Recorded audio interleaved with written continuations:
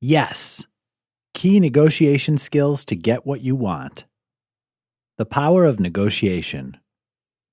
When we hear the word negotiation, we typically think of boardroom takeovers like we see in the movies, or at least trying to get a raise at work. Negotiation is used in business and in places of employment for sure. But we negotiate in a lot of different ways that we may not think about. We negotiate with our partners, our children, friends, coworkers, and yes, when buying a car or trying to get a better rate on our cell phone service. Negotiation is a big part of our lives, no matter who we are. Negotiation is the act of coming to an agreement on a topic that's important to all parties involved.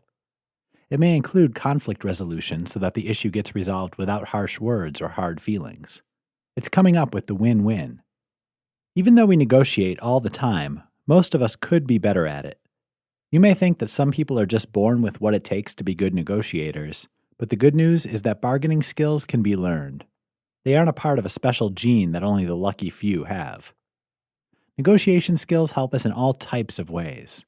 They improve our personal relationships, save money, resolve conflict amicably, get ahead in a career, build a solid business. Basically, being good at compromise makes for a happier life for everyone. Maybe you've even given up compromising because you never get what you want out of the deal. If that sounds like you, or if you want to learn how to improve your odds and get a yes more often, then you'll want to keep reading. This ebook will teach you the skills you need to get what you want in every type of situation and provide you with tips to make you an amazing negotiator, no matter what you're bargaining for. Key negotiation skills. Being a good negotiator is really all about using your interpersonal skills. The more competent your interpersonal skills, the more successful you'll be when going to the bargaining table. This is true no matter who you are in negotiation with or what you're negotiating for.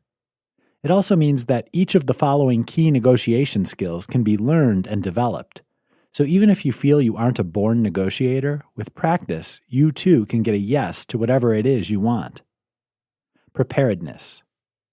Most of the work of negotiation happens before you meet with the other party. You can prepare by taking some time to determine what your options are, know what you're willing and unwilling to agree on, and understanding your BATNA, that's best alternative to a negotiated agreement. You should also do your research before the meeting so that you can present the facts and statistics that are necessary for making a solid decision. For example, if you want to ask for a raise at work, you should research what other firms in the city are paying their employees in a similar job role, as well as any fringe benefits they offer. You'd also want to find out what the national average is for your job title and factor in the experience others have for your pay grade. Along with this, be clear on what you're willing to compromise on. You may give up the additional week of vacation you asked for if they'll give you the raise and pay you want. Make sure you understand what you aren't willing to negotiate. Maybe the deal breaker for you is more work responsibility for the raise. There's no right answer. It just depends on what's most important to you. Having this knowledge, doing the research, and knowing your own priorities will make you come across more confident and empowered. Problem analysis and solving. Good negotiators can analyze the issues and problems to help clarify them for both parties. This is invaluable since it's unlikely to reach a win-win situation when each party doesn't understand the problems facing the other. Using problem analysis skills make it possible for both parties to achieve their negotiation goals.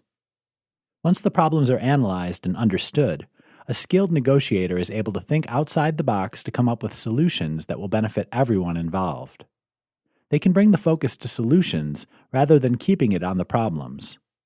The aim of negotiation is to solve the major problems of both sides, so it's obvious why this skill is important for an effective negotiator to have. Verbal communication. To ensure a win-win situation comes out of a negotiation, everyone must be able to understand each other's points and suggestions. An effective negotiator can communicate their needs and goals clearly so that everyone can understand them. Without strong verbal communication skills, misunderstandings can occur, which often leads to the bargaining process quickly breaking down. If this happens, trust can be lost, and both parties may become defensive. Listening. Listening is one of the most important aspects of an effective negotiation. That sounds counterintuitive, right? When we think of a negotiation, we think talk at the other person until they concede. But listening is a must-have skill when negotiating. Both attentive and active listening are required in an effective bargaining situation. For example, we need attentive listening to grasp what the other person's saying. When we are only thinking of what we want to say next or what we mentally disagree with, we miss out on what the other party is offering. When we're actively listening, it shows. When the other person can tell that you're really listening, they'll react favorably to us when we talk. Active listening is important to ensure we've gotten the message the other party is really sending. Do we understand what they're offering, or is it coming through emotional filters that keep us from understanding their true message? Active listening also offers us the chance to agree with the person, ask questions, and acknowledge their part of the conversation. Decision-making ability. It's not uncommon for either party involved in the bargaining process to need to make quick decisions about an unexpected offer. Coming in prepared and fully understanding the other side's position is part of what makes a smart snap decision possible. But the other part to that is being willing to take a bit of a risk and to think fast on your feet. There's no room for being wishy-washy in negotiations. Emotional control. A bargaining table is often an emotional place. Both parties have needs they want to see met, and emotions can run high. The ability to keep your emotions under control is vital to a successful negotiation. When we're emotional, we stop listening to the other person and start reacting to what's being said. Rationality goes out the window, and communications break down. The skilled negotiator is aware of his triggers and is able to stay in control emotionally, even if the other side isn't. Negotiation best practices. Acknowledge counteroffers or objections. You may not be willing to entertain their counteroffer or agree with their objections, but that doesn't mean you can't acknowledge them. Adding simple language to your speech, such as, "I understand your point, however," makes you look reasonable. If the other party sees you as unreasonable, they could shut down the bargaining session or start playing hardball. Be open to other options or suggestions. Hopefully, you go into the negotiations with suggestions of ways you and the other team can get what they want. But staying open to their suggestions could lead you to an even stronger position than you were hoping for. The other party may have a solution that you hadn't thought of, one that would be better for both of you. Stay focused on facts. Following the above skills will help you stay focused on the facts and details of the situation. It's important to stay calm during negotiations, even when the other person is pushing your buttons. Losing your cool can happen in all negotiations because we care about what we're discussing. Remind yourself when necessary that what you want is mutual understanding, not an argument. If you can remain calm no matter what, you're much more likely to get a yes. Talk to the right person. When you're negotiating a deal on a purchase or service, before beginning, make sure you're talking to someone who has the authority to do what you're asking. If the person on the phone can't authorize a deal, ask to speak to their manager or the person who has that authority. Having to explain your stance to 3 different people is likely to make you cranky and less able to negotiate effectively. Get to know the person. This isn't always possible, but it's more likely than you might think. Even when bargaining with customer service via phone, the person you're speaking with is a person, just like you. Even though they work for a company you want to negotiate with, they understand your desire for faster internet, a better price on cell coverage, or a refund on a product that isn't working. Often bringing in little personal details will warm them up, so they give you what you're asking for. Go in knowing your best solution and your deal breaker. These are things you must know going in. If you don't, you're liable to come out of the situation with much less than you were really willing to accept, unsure of how it got to that. Be clear in your own mind what you must have, what you'll compromise on, and what you absolutely will not settle for. If your cable company won't give you a discount, are you willing to go to another provider? Knowing that a 15% decrease in your bill is your lowest bid puts you in a more powerful position than if you take whatever they offer. Be patient. No, this may not be easy, but it's vital if you want to reach a win-win. If you go into it angry and defensive, the person you're talking with will automatically get defensive, which means you may leave empty-handed. Sometimes people believe getting the emotional jump on someone by reading them the riot act will get results.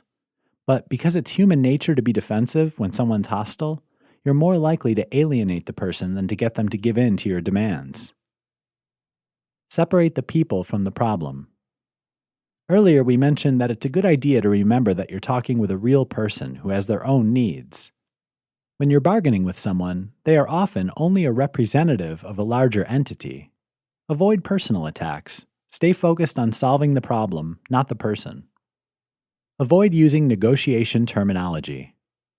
Since we in the West imagine negotiation to be aggressive, one way to reduce me versus them mindsets is to use words that infer cooperation.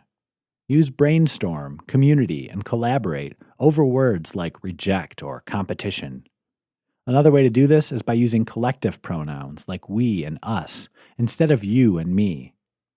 Choosing your words carefully has a stronger impact than you may realize. Using cooperative, positive language unconsciously informs the other party that you see the negotiation as a way for everyone to benefit.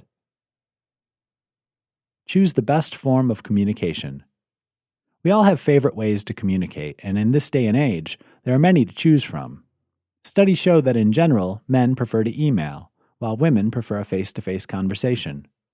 Find out what form of communication the other party prefers and then use it if possible. This will put them in a friendlier frame of mind. Keep the upper hand. Studies show that as often as possible, you should choose the day and time of the negotiation instead of leaving it open to the other party. You may think that by going out of your way to make it convenient for them, you'll be setting the tone for a harmonious compromise. But subconsciously, people in the West read that as a weakness. For instance, ask them if Friday at 9 a.m. will fit into their schedule instead of saying you're available any time that week. Set it on your turf. Just as there's an advantage in being active in choosing when the meeting will occur, there's a definite advantage to having the meeting in your office. You can control the environment this way so that you're in a powerful and confident position. When someone feels they're at a disadvantage, their body responds hormonally, giving you even more of an edge. Come up with ideas for mutual gain. What points can you bring up to show that you are aware and hopeful that you can come up with a solution that's equally advantageous? In other words, what's in it for both of you? In our example about the cable company lowering your bill, both parties want to remain tied. It's for different reasons, yes. They don't want to lose the sale, and you don't want the hassle of changing companies, but it's still mutual ground. Start there. Mention at the start that you both want the same thing, and then explain. When the other party knows that you understand their side as well as yours, they'll feel more open toward your ideas. Start making a personal connection.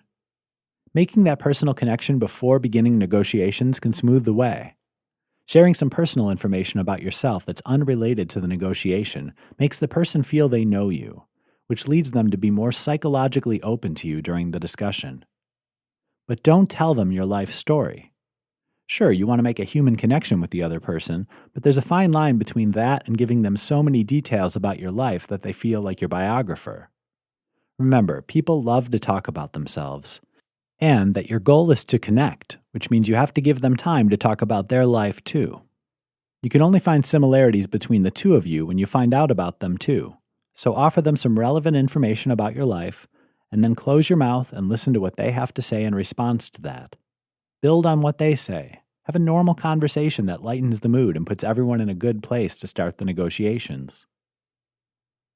Be aware there are different negotiation styles. Different people negotiate differently. There are several different negotiation styles taught, and some companies have a policy on how employees should handle them. Just know going in that you may come up against something different than what you expect. Be comfortable with silence. Most of us hate silence. It feels awkward. When silence occurs in just about any situation, what's our first inclination? Yep, talk. And talk and talk. Avoid doing this. During negotiations, what often happens is we start to fill the quiet with justifications for our request. Choose a sunny day. You read that right. The research shows that people are more open to negotiation options when the weather is nice.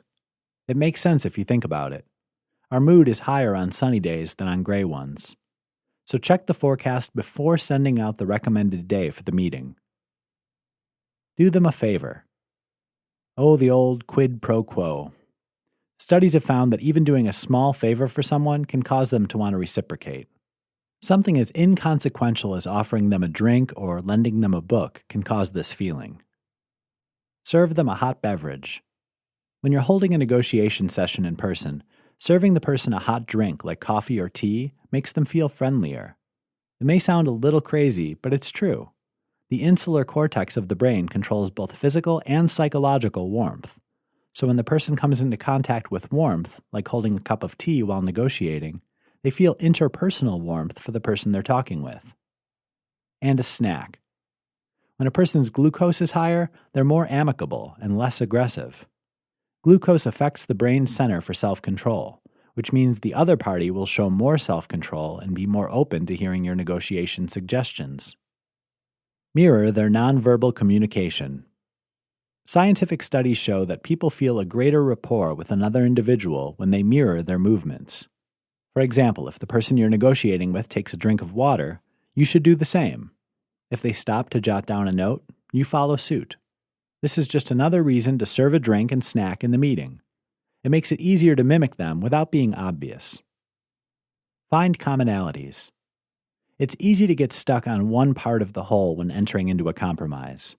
It's easier not to do that when you understand what you want, what the other person wants, and where those two intersect.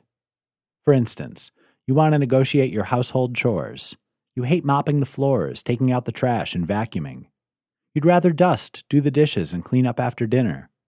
Your spouse wants help with the household chores, but you want to do different ones than you do now. You both want the same overall thing, a clean, tidy house, with both partners pitching in. Pointing out that common ground before you get started negotiating can help keep things calm and focused on the issue, not on the person or past performance. If one of the parties isn't clear on what both sides are hoping to achieve, bickering can ensue, which is the breakdown of both communication and negotiation. Once you've reached an agreement on what you both want to accomplish, you can set about amicably bargaining. Seek a win-win situation. Many people view negotiation as a competition. They see the winner as the one who has the most stuff at the end of the discussion. But that's not what good negotiation is about. Yes, that's what the movies portray, but it's not the way to go about getting what you want in real life. Real successful bargaining is the act of an exchange of communication where both parties understand the other's position and are willing to discuss finding a solution that satisfies them both. In other words, a win-win. Show them your BATNA, best alternative to a negotiated agreement. People who have more alternatives in a situation get more compliance in negotiations than people with fewer. Letting the other party know that you have other options is a sure way to get them to sit up and listen. To determine your BATNA, you need to decide what is the very least you'll accept in the compromising process, and then decide what you'll do if you don't get it. Knowing what alternative options you have if a stalemate can't be broken is a comfortable place to be. Use body language. Did you know that our body language tells more about us than our words? We might choose our words carefully, but our body language is usually unconsciously chosen. If we feel threatened, we may cross our arms over our chest. If we feel open and trusting, we may put out our hands behind our head and sit in that position while we talk. Learn about body language before bargaining. It'll prove invaluable for reading the other party. It'll also help you be aware of your body language during the meetings. You want to be perceived as someone who's open to their ideas and are listening to what they have to offer. Single task. Of course, if you're face-to-face with the other party, you probably won't be doing anything else. But if you're on the phone or writing a response email, stay focused on the matter at hand. There's probably not much that's more important at that moment than settling the compromise, so allow plenty of time and stay focused. Go in with questions. Before heading to the meeting, one of the things you should prepare is a list of questions you need to be answered before you make a decision. Some of these might naturally be answered in the discussion, but you don't want to forget anything. You should also make a note of discussion points you want to bring up. On that list, you might include all the things you want to negotiate, the value you bring to the other side, etc. It's a good idea to write everything down, even if you don't think you need to. If you get flustered or frustrated, you may forget to include something in the discussion that you'll later regret. Know when to call it quits. Is the other side playing hardball, not even willing to come close to what you're proposing? Or maybe you've met a stalemate and don't see things progressing. Sometimes it's better to call it quits than to continue the negotiating process. This is another reason why you want to have your BATNA in place. It's easier to walk out knowing you have some other options than if you don't know what you'll do next. Don't fall for intimidation tactics. There are different types of negotiation techniques out there, and unfortunately, some of them can be harsh. Some people feel they must stand their ground and do so aggressively. They may try to bully you into making a decision or make you think that you'll miss out on a big opportunity if you don't decide right this minute. Don't fall for it. True negotiation isn't about intimidation, but about each person getting what they need out of the discussions. Again, knowing your BATNA makes it easier to leave them huffing and puffing as you move on to something better. Ask open-ended questions. When you ask a question in a bargaining discussion, make sure to ask them as open-ended questions instead of closed ones. For example, instead of asking, "Can you give me XYZ?" which they can say yes or no to, ask them, "What can you give me that will meet ABC request?" This opens up real negotiations and helps you find out everything they're willing to offer, which might be even better than you anticipated. Emphasize urgency. Playing the urgency card can be a valuable tool when negotiating, and usually when we're in a position to bargain, we do have a situation that needs to be taken care of as quickly as possible. Let the other person know that you have a time frame that must be met, and that if they can't provide you with what you need, you have other options. Sometimes this can get the other party off the fence. Keep ego out of it. In certain negotiation situations, our ego can be bruised because we aren't being valued as highly as we think we should be, or aren't being acknowledged. One sure way to lose your temper fast is to bring your ego into the room with you. You need to remember that this is a discussion about facts, not about you as a person. Your value isn't being discussed, only what both parties can and will give. Don't be desperate. Okay, so you might be desperate, but don't let them see it. Practice your poker face in the mirror if necessary. There are times when we feel frantic to get something resolved because it's interfering with our quality of life. We need more money. We need to lower our bills. We need a great babysitter so we can go to work. If you come off as desperate, the other party is going to know they have you over a barrel and can offer you less than what they thought they'd have to give you. Do whatever it is that gets you in a calm and collected place before going into the negotiation. Know your value. Do you give the company millions of dollars in business every year? Or maybe you've tracked all the tasks you've completed that have led to an increase in sales for the company you work for. Knowing your value to the other party allows you the opportunity to show them why they want to keep you happy by giving you what you're asking for. Plan your timing. Avoid planning a negotiation when the timing is bad for you or the other parties. You don't want to rush through the process because this will put everyone on edge and could lead to some important points being overlooked. Schedule the negotiations when there's enough time and it's convenient for everyone. Let them say it first. Most savvy negotiators will tell you to hold off on being the first to give out a number. If you can get the other person to name their first best offer, it puts you at an advantage. You can see what they're thinking to decide whether bargaining is possible or if the situation looks more advantageous than you expected. Avoid disclaimers. Disclaimers are phrases like, "I don't know if you can do this, but," or "Is there any way you could?" We often use these without thinking when we're trying to bargain with someone, especially when the other person's in a higher authority position. But research shows that using weak language and disclaimers makes the other person more aggressive during negotiation. Cover all the ground. Before ending the bargaining session, make sure all points have been agreed upon. Don't leave anything unexplored. Make sure, for example, that your cable provider is going to give you that 15% reduced rate, but will still give you all the same channels and the highest streaming capability. Even if the channels and streaming aren't your highest priorities, or if you feel the discussion implied that they were included, always bring them up, just to make sure everyone's on the same page. Know your priorities. Speaking of priorities, make sure that you're aware of yours before you head into that negotiation. This is important whether you're shopping for a car or a house, bargaining with family, or attempting to get a raise. What's the most important thing? What's the hierarchy for you? Will you accept fewer channels but not the best streaming, even if you get the 15% discount? Know where you stand when you go into the negotiations, and you reduce your chance of coming out with nothing. Show them you're listening. Not only should you listen to the other person, but you should show them that you're listening too. Nod your head when you agree with them. Smile. Sit in an open body position. Avoid crossing your arms over your chest, for example. Never interrupt. When the other person's talking, never interrupt them, even if you strongly disagree with what they're saying. This makes them feel defensive and intruded upon.